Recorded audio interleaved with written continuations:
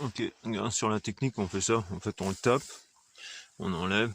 Et d'un gros pot comme ça, hop, on a un petit tas de terreau. Tu vois, on a enlevé le moins de radicelle possible. On a ça, une belle chevelure racinaire. Hop,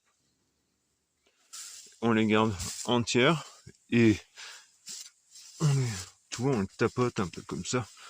Et maintenant qu'on a presque plus de terreau au pied, on va le bassiner un peu, tu vois. On va le tremper dans un petit peu d'eau, histoire de lui faire prendre de la flotte, tu vois, pour enlever le plus de terreau possible. Sachant que pour compenser ça, on l'arrosera avec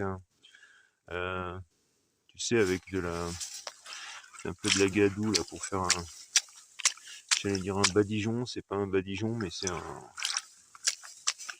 ouais, on a compris. Hein.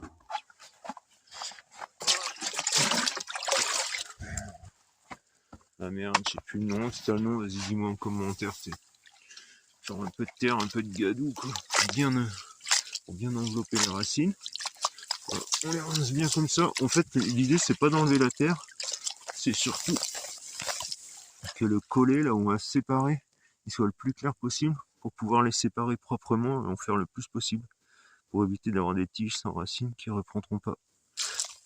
Surtout avec les plantes rhizomatiques, moi j'ai remarqué que si t'as pas les racines avec, en fait ça sèche. Et ce qui fait que même des plantes super simples comme le bambou ou le miscanthus comme on est là-dedans, pour les faire repartir, bah t'as énormément de pertes si tu gardes pas les racines.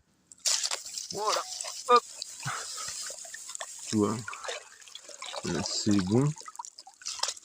Voilà, on est pas mal, c'est assez propre. On va réutiliser le même terreau bien évidemment.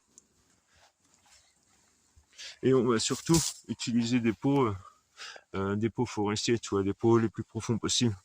Parce que ces plantes-là, pareil, elles commencent à pousser à partir du moment où elles ont des racines qui sont à peu près équivalentes, pas équivalentes en hauteur, mais il faut vraiment des 30-40 cm, voilà, 30 cm de racines pour que ça commence vraiment à bien se développer. Allez, go!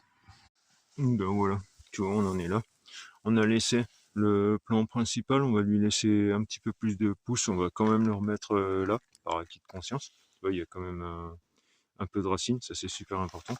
Et sur chaque brin, en fait, on a tu vois, faut toujours avoir le maximum de racines, au moins un début de racine. S'il n'y a pas de début de racine, genre comme ça, tu vois, si tu le foires et que tu le casses, et qu'il n'y a pas de début de racine,